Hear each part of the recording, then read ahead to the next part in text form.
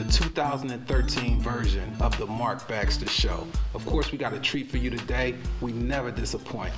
First, let's take a journey down memory lane for 2012. Show number 1, I talked about problems, strengths, and weaknesses, gave you different perspectives, and encouraged you to implement them into your life. Show number 2, the audience was curious about my life. Where did Marc Baxter come from? Who is Marc Baxter? What does Marc Baxter stand for? I answered as many questions as I could in show number 2. Show number 3, I gave you specific instructions on how to balance your life. I covered many different categories. Show number 4, I gave 10 steps to how to conquer a system, and I defined system being family, school, work, so forth and so on. Okay, show number 5, I shift gears. That was my first interview. In show number 5, I interviewed Ulrich Joseph, one of the biggest entrepreneurs in the city. He owns a construction company and engineering company, and more importantly, he's a great man. Show number 6, I interviewed Dr. Keith Lephart. He's a budding entrepreneur, great guy, and also he's a physician. Show number 7, I interviewed the Honorable Lori Dumas Brooks. She's a class act, and she's honorable, so of course she's a judge. Show number 8, I interviewed Daniel Lodis. He's a political strategist. He has a heart for the people, and he sacrificed much of his life to help the people. Stay tuned for Daniel Lodis on a political spectrum later on. Show number 9, I interviewed Georgette Miller. Need I say more? She's a bankruptcy attorney, world-renowned, and she has a tremendous heart for the people as well. In fact, most of her life, she's been selfless. It's been all about the people. In show number 10, which was my final show of 2012, we brought you our youngest guest thus far, Greg Broomer. He's a partner in New York Life. He's doing big things. He's highly motivated, and you'll hear big things from him in the future. That brings us to today. So without further ado, let's bring up Sherman McLeod, the president and CEO of the Philadelphia Technician Training. Sherman McLeod, welcome to the Marc Baxter Show. Thank you, Mark. Good to be here. Thank you so much.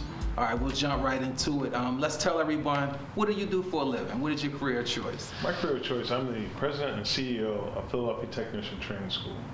We are a post-secondary licensed school here in the state of Pennsylvania, residing right here in Philadelphia, PA, the great city of brotherly love. Great city of brotherly love. How about that? Mm-hmm. Okay, good stuff. Now, you know, you're the president and CEO, so this is a self-made business. I know the struggles that come along with it. Let's talk about some of the requirements and the steps that you took to be in the position that you're in. Well, I'll tell you, Mark, that's a great question, because what it took for us to get into, to be a school, we're a post-secondary school, which means that's college level. Number 1, we had to be licensed by the state of Pennsylvania. Mm-hmm. We're licensed by the Pennsylvania Board of Education, private license schools. And we're also accredited by the Middle States Association of Colleges and Schools. That was the process. Both of those processes were really grueling, because think about it. They want people who are going to exemplify the educational system, but also get results on the job side. Right. So my job was to make sure that not just be convincing, but have all the documentation, all our ducks in a row, make sure that it was bulletproof, and making sure that people were able to get a great education and then get jobs out of it. That's pretty amazing. And just to be able to relate, I totally can, because I went to a vocational high school. Mm-hmm. I went to Massbon Vocational High School. Okay. And I actually majored in welding. Mm-hmm. And I know how demanding it is to learn a trade and also keep up your academic standards. And you know, you're expected to do well on both ends. So I commend you, not for just satisfying one asset, but also getting multiple assets together so you can offer more services to the people. Exactly. I've been in the industry for a long time. Mm-hmm. And my job was to go in, take heavy manual processes where people are doing a lot of manual labor, and make them automatic. Okay. And in doing so, we would take operations that were 6,500 people or 3,000 and reduce them by 65 to 70%. That's a lot. It's a lot of people. But in the meantime, what you did was we increased our production 4 times. We increased our quality significantly. We're able to sell products in Europe and around the world at a much reduced price, gaining more market share. So in all the industries that I work for, and Johnson & Johnson Medical was my last assignment before I came out on my own, I mean, we were able to set the tone for the future in terms of technology. So what we do here, we have 3 different programs that we have. We have number 1, manufacturing. And we train individuals in manufacturing to fix the equipment. All the equipment around here you see, and in the other rooms that we have, is the actual equipment that you would use in the industry. Number 2, we train people in welding. And that welding equipment I showed you outside, it's pretty amazing. It is. You think about it for a second, that one piece of equipment is so massive, was taken over by a smaller piece of equipment that does all the same things and even more. So as technology is evolving, we need to be able to get that education, that training to individuals so that they can go out there and secure jobs. We help them secure those jobs. And we teach them all the things that they need to know. So when they go out into the workforce, they transition the same way. Right. Number 3, we have an automotive training program. That automotive training program is well respected around the city. We're able to get over 100 people jobs in our automotive program in 3 different states. What's amazing about that is that they get so much hands-on education that when they get out there in the field, they're teaching the new incumbents what to do in terms of how to manage this technology. And so it's really exciting to see. And what we're doing is like really a part of a pioneering thing. No doubt, and it's not like you're just preparing them or just shooting them through your school, but you're equipping them with the necessary tools so that they not only are able to survive in the field, but they're able to be a standout, and they're able to really train others in what they learn from you. That's right. You know, and a lot of employers are amazed at saying, like, you're training people like we need them. Right, right. You know, you're training them with our technology. You're not training them on something just paper. You're training them on hands-on. It's very interactive, and they're seeing all the same issues that are occurring out in the industry the same way when they get out there. They're concerned about quality. They know about the environmental controls. They know exactly about the technology that they're working on.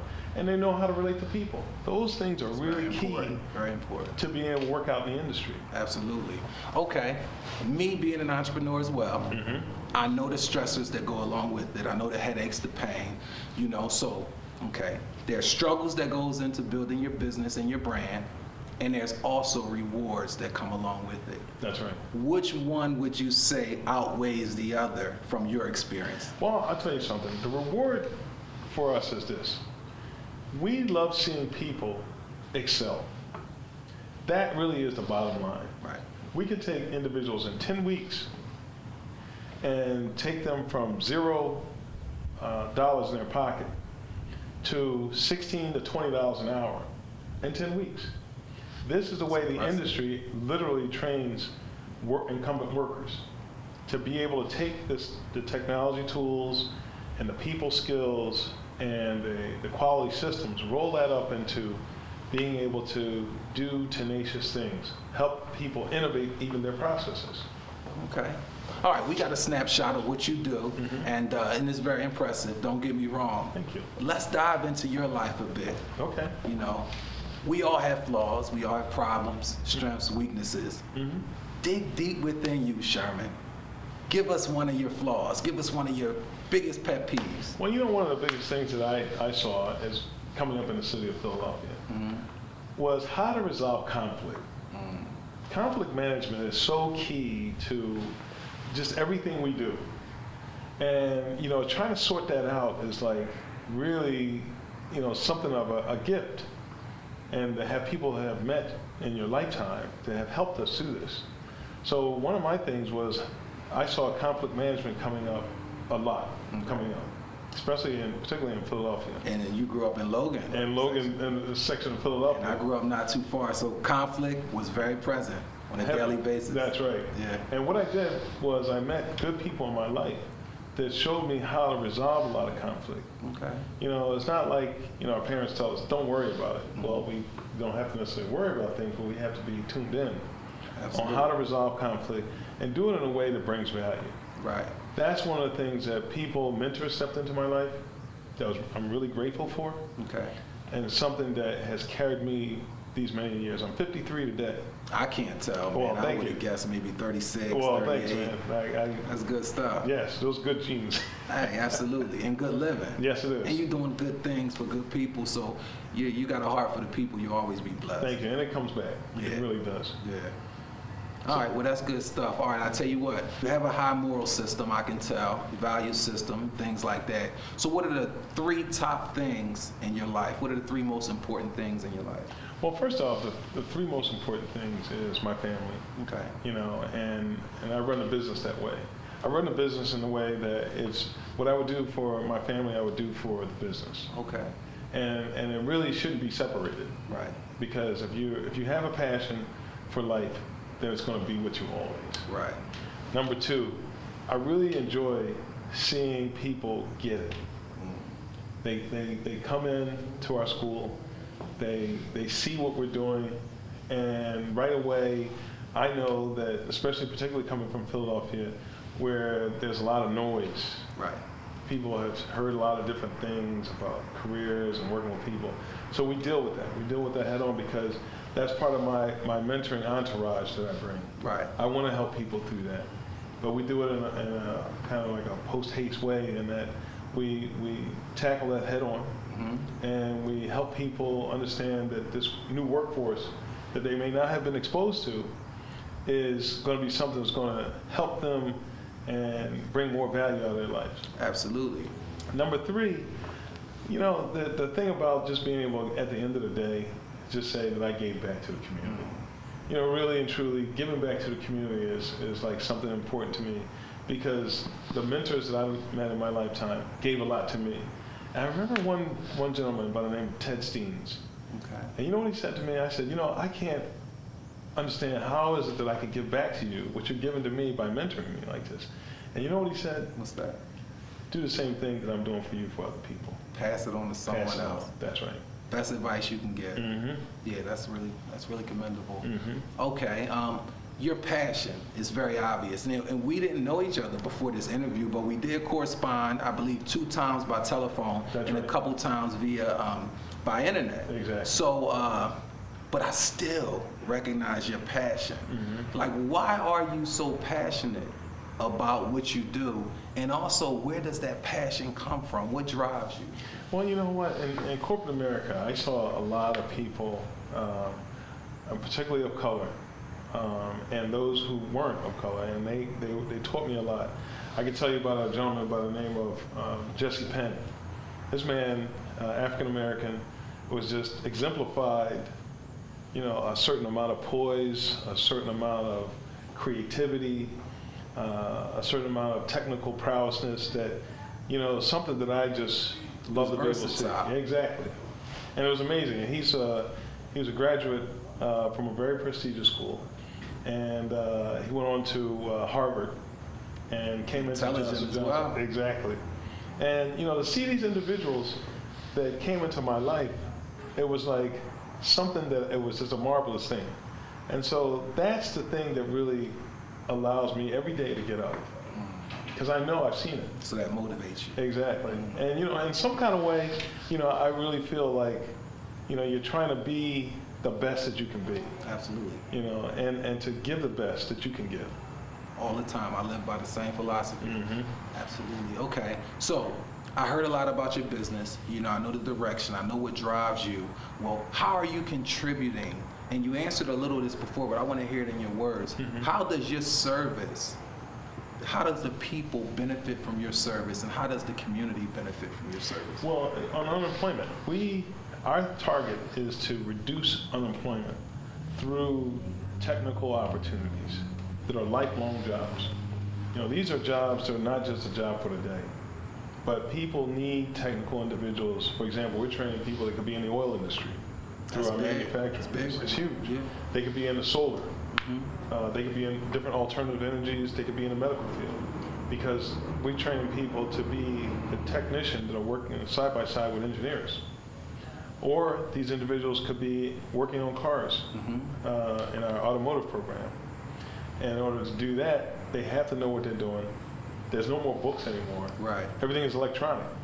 And even an automotive technician job is not a greasy job anymore. Right. This is a job that, you have to know what you're doing. It's about skill, utilizing tools, and you got someone else in family in your care. Right. So the quality standards are at its highest level. So one of the things that we do is being able to get out there and show people how to do these things and how to be able to continue on through a lifetime of employment. Okay. So it's almost like an inclusive service. It is. Beginning, middle, and end. You see them throughout the whole process. That's right.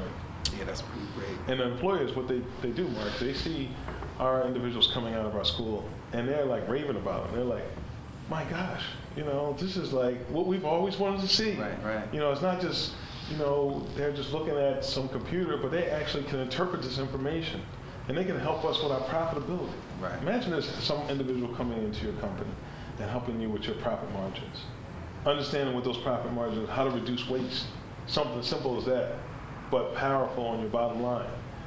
How to keep quality at the highest of all levels, and how to be able to understand what customer service is, how to talk to people, how to make sure that those individuals know that you care and are concerned about them. That's a skill. And we continue to ingrain from day one. People have to stand up, they get engaged, and really put themselves into this. We don't let nobody sit back. Yeah, I can tell, because if you're motivated by their successes, then you're not going to let them sit back. You're going to try to ensure each and every individual a level of success. That's right. That's right. Now, looking at your business, now me as an entrepreneur, I have a few small businesses, and I struggle sometimes with measuring success because I have so many goals, and I strive so hard. So after I accomplish something, I'm on to the next thing. So how do you measure success in this journey that you're on? What do you want to see in which you can sit back with your family and say, hey, we did it, mission accomplished? Well, that's a good question. I look at us standing in the middle of history. There'll be a time far, far in the future that people will look back and they'll say the measurement had to be the quality of the school, the integrity of the school, and how many people that they got out of the school into really well-paying jobs that they didn't have to depend on other systems to take care of them, that they can be self-sufficient. Right. And the amount of dollars that we could put back out into the community, that really is the measure. Okay, that's pretty good. Well, I'll tell you what, Sherman, this is your chance. Promote your company, promote your school, promote your business. Why should I want to be a part of your business? What do you stand for? Where are you going in the future? And how are you going to continue to impact this city and ultimately impact the world? That's great, Mark. And let me just tell you this. The answer to that is there's a burning platform out there. And that platform is that people want to be self-sufficient. If you want to be self-sufficient, and you want to make sure that you have a lifetime job and a career of growth, that you can start out in understanding the technology, understanding how to do repairs, understanding how to treat people on your job. You can grow into management. You could take it on the technical ladder, or you could take it on the pure managerial ladder. You could be presidents of companies. You could start your own business. That really is the ticket, because it's all about growth. Right. It doesn't stop here and just learning the technology. And it doesn't stop here and just going out there and getting a job. It's about becoming an inventor. Right. And being able to understand that, I can help invent and push the boundaries. Transformation, not just incremental. Interesting. Good answer. I'm big on balance, because we talked a lot about your career, your goals within your career. How do you balance that out? What are some of your hobbies? Well, you know how I balance it out? I love reading. I love reading about individuals like Booker T. Washington, how he started the school that he started, Tuskegee. I enjoy reading. I enjoy reading about Drexel and how he started Drexel University. And that's where I went to school and graduated in 1982. I love being able to just immerse myself in that environment. And my wife thinks, man, you just don't stop, do you? I said, I'm enjoying myself. And I like that kind of energy that I can get from someone from past to see what they've done. And you know, it's like being able to take and improve upon things. That's the spirit I have. It's a good spirit. Mm-hmm. More people should aspire to have that same kind of spirit. Oh, thanks. It's Man. very enlightening, and I feel your energy, and it's passionate. Well, thank you. All right. Concluding, when it's all said and done, Mm-hmm. how does Sherman McLeod want to be remembered? I want to be remembered as an individual that really was focused on the goal. You know, there's a goal out there that people want in their lifetime. They want to be able to achieve their American dream. They want to get into that middle class tier. You know, they're coming into these middle tier jobs, I call them middle tier jobs, where you have to think. You can't just be given an assignment, just do this. You have to think your way through things, diagnose things. I want to be remembered as a person that really just was passionate about helping individuals to grow and to do greater things than what we've done. That's bottom line, because as time goes on, people will do great things. Right. So you want to be the part that bridges the gap to allow others to continue to take it to other levels. That's just a catalyst. Right. You know, I feel like Socrates. I feel like, let's just be the catalyst. Right. And that's a humbled approach, because you'll hear many people say, I want to be the one to take it to the next level, but you want to continue to be the best that you can be. That's right. When in turn, being able to bridge the gap to allow others to be the best that they can be as well. That's it.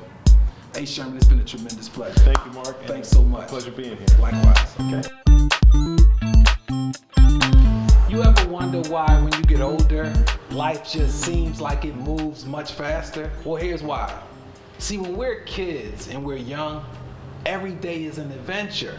We wake up and we're excited for what the day is going to bring, what school is going to bring, what snack we're going to eat when we get home. All that is fun. When you're an adult, it's pressure, it's stress, school, work, accomplishment, responsibility.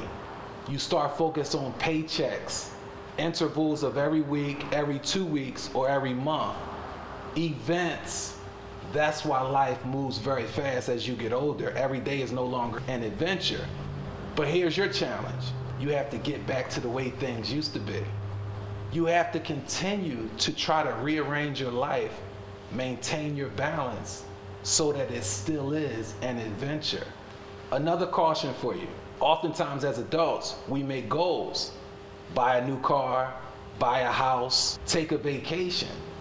Well, what you have to understand is that each time you make a sacrifice, you have to also conform your system so that you can maintain your balance. Say, for instance, I wanted to purchase a new car, so I had to work more overtime to accumulate more money. Well, if I only have a certain amount of energy that I'm working with to start out, I have to overcompensate to save up for the car. So because I'm overcompensating in one area, I'm neglecting another area. So I may get that car after saving up for 6 months or so forth. At what expense? I'll get the car and come back, neglect my life, and have to pick my life back up to par. Was it even worth it? So that's just a caution. Continue to set goals. Continue to strive to be the best that you can be, but be cautious. Understand that if you arrange something or you take something away in one area in your life, you have to supplement it with something else. Be good, people. It's 2013. The sky's the limit for you. Right here on the Marc Baxter Show, and also in your life. Be an inspiration to somebody and be safe.